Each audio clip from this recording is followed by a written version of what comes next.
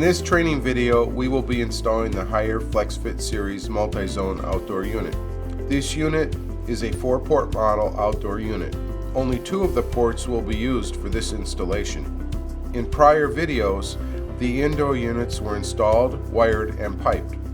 The holes that route the refrigerant lines to the outdoor unit were drilled during the installation of the indoor units. In this video, we will locate the installation location, ensure we have proper clearances. We will set the unit on a condenser pad. We will pipe the refrigerant lines from the indoor unit to the outdoor unit and connect them via flare connections. We will install the line voltage wiring to the outdoor unit. We will install the wiring between the outdoor unit and indoor units. We will perform a proper evacuation procedure. We will charge the system, and we will use the test board to confirm and verify that the electrical wiring between the outdoor unit and indoor units is correct. And finally, we will then start the system. The basic tools required for the system installation include a refrigerant charging scale, R410A refrigeration gauges, a refrigeration hose adapter such as the AD-87 ProSet hose adapter, a vacuum pump, a micron gauge, flaring tools, a tubing cutter, metric torque wrench, a level, and miscellaneous hand tools. Always select an installation location where the unit will be placed that is capable of supporting the weight of the unit. Make certain that the desired location is within maximum allowable distances for refrigerant lines and electrical wiring. Line set limit lengths can be found in the outdoor unit installation instructions. Make certain to maintain proper clearances around the outdoor unit. Inadequate clearances can result in undesirable system operation. Refer to the outdoor unit installation manual for the minimum required clearances. Also, make sure there are adequate clearances for future maintenance and service. Pay attention to all local codes and regulations when installing electrical wiring. Always maintain at least a 10-foot distance between the outdoor unit wiring, indoor unit wiring, and any source of electrical interference. Refer to the installation manual for the proper wire size to run the power and data circuit wiring between the outdoor unit and indoor unit. Determine where the outdoor unit is to be located. Make certain that the desired location is within maximum allowable distances for refrigerant line length limits and electrical wiring. Always select an installation location where the unit will be placed that is capable of supporting the weight of the unit, keeping in mind the minimum clearances required for proper unit operation. Place the condenser pad in position, making sure the pad is level in all planes. If the pad is not level, use a shovel and create a level plane for the condenser pad to sit on. The outdoor unit comes with a drain elbow fitting and a hose line that will drain water from the outdoor unit base pan. Connect the drain elbow and hose to the bottom of the unit. The elbow will snap in place.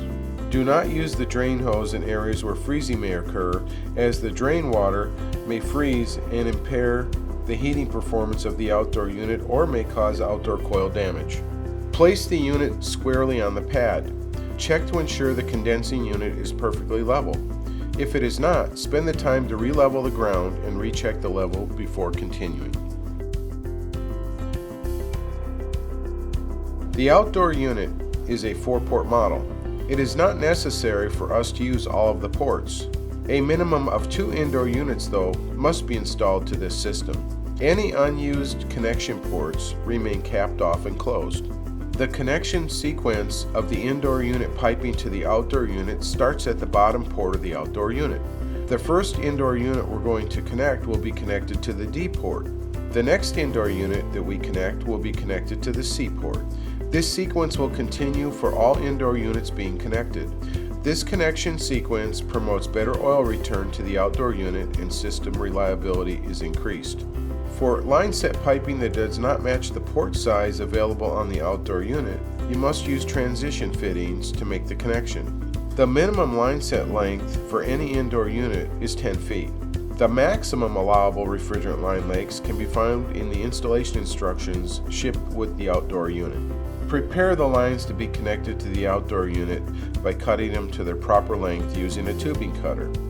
Once the line set has been cut to proper length, you must ream the burr out of the cut end of the tubing. Using the tubing cutter reamer, keep the tubing at a downward angle so that any debris will not enter the tubing as you perform the reaming process. Place the flare nut on the end of the tubing. Using a flaring tool, flare the end of the tubing. Place refrigerant oil on the surface of the flare fitting. Connect the flared tubing to the service valve on the outdoor unit and tighten the nut according to torque specifications listed in the outdoor unit installation manual. Perform this process for all piping being connected. At the outdoor unit, install a disconnect switch. These switches can be either fused or non-fused. Use appropriate flexible conduit such as seal tight and wire the power from the disconnect switch to the outdoor unit. Refer to the installation manual of the outdoor unit for proper wire size. The line voltage connection from the disconnect switch to the outdoor unit terminals connect on the outdoor unit terminals labeled L, N, and ground. Wiring to all indoor units must use 14 gauge stranded 4-conductor wire. The wiring run between the outdoor unit and each indoor unit will be a continuous run with no splices, breaks, or interruptions. The terminals that connect the electrical wiring between the outdoor and indoor units are labeled respectively 1, 2, 3, and ground. The wiring from the outdoor unit to indoor units is typically purchased at a local HVAC wholesale supplier. This cable is routinely tied to each individual line set running to the indoor units using zip ties. If local code, though, requires a conduit, follow all local codes. Half-inch knockouts on the outdoor unit cover are provided if conduit connection is so required. When making the electrical connections between the indoor unit and outdoor unit terminal blocks, do not twist the stranded ends of the wires. The strands must be kept straight when connected to the screw terminals. If you use a crimp terminal, keep the wire strands straight when placing the crimp terminal onto the end of the wire. When wiring an indoor unit, verify that the terminal block on the outdoor unit matches the piping port connection running to that specific indoor unit. Example: if the indoor unit is connected to the D outdoor port, make sure the associated wiring between the outdoor and indoor unit is also connected to the D terminal block. We have now completed all of the wiring between the outdoor and indoor unit heads. With all of the indoor unit piping connected, connect a micron gauge and a vacuum pump to the suction port of the outdoor unit. Pull a vacuum to 300 microns. Evacuate the system for at least a minimum of 30 minutes. Close the vacuum pump valve and turn the pump off. Wait 4 to 5 minutes to verify that the vacuum holds. If it doesn't, check the system connections and retest. Once evacuation is completed, remove the micron gauge and pump. Using a hex wrench, open the liquid line valve for a brief period of 5 seconds, then close the valve. This will release a small portion of the standard factory refrigerant charge into the piping circuits in indoor units. Perform a refrigerant leak test. If all checks OK, reopen both the liquid valve and the suction line valve. All of the standard factory charge will now be released into the system. Replace and tighten the service valve caps. Now that evacuation and leak testing are complete, we can move on to charging the system with refrigerant. These systems use R410A refrigerant. The outdoor unit contains a standard factory supplied refrigerant charge. The standard factory charge limit for the system can be found in the outdoor unit installation instructions. The standard factory charge for this 4-port model is 100 total feet of refrigerant line. If all of the refrigerant lines connected to the outdoor unit total a distance that is less than or equal to 100 feet, the factory charge can be released into the system without the need for addition of any more refrigerant.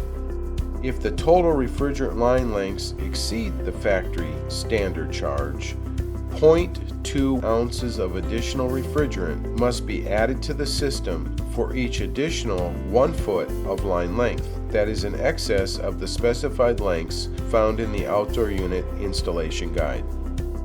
When additional refrigerant is required, the refrigerant should be added to the system using an accurate refrigerant charging scale such as the one shown here. The only approved charging method to be used with these systems is charging by the weight method. If there is a concern about the accuracy of the system charge, all refrigerant in the system must be recovered and the correct amount of refrigerant must be weighed back in. This product is capable of performing a test of the wiring connections between the outdoor unit and indoor units. Find the test board in the outdoor unit and locate the 4 dip switches on the board. Set the dip switches to the on position and power on the outdoor unit. After a brief time delay, the unit will start to check the condition of the wiring. During this operation, the display on the outdoor unit will display CH.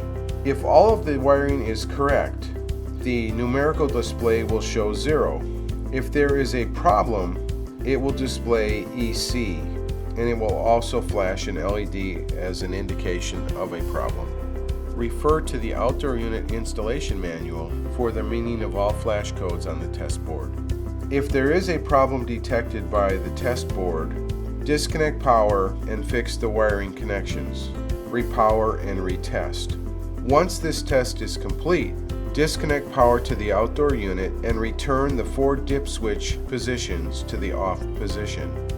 The installation of the system is now complete, and the unit may now be started in the appropriate mode of operation.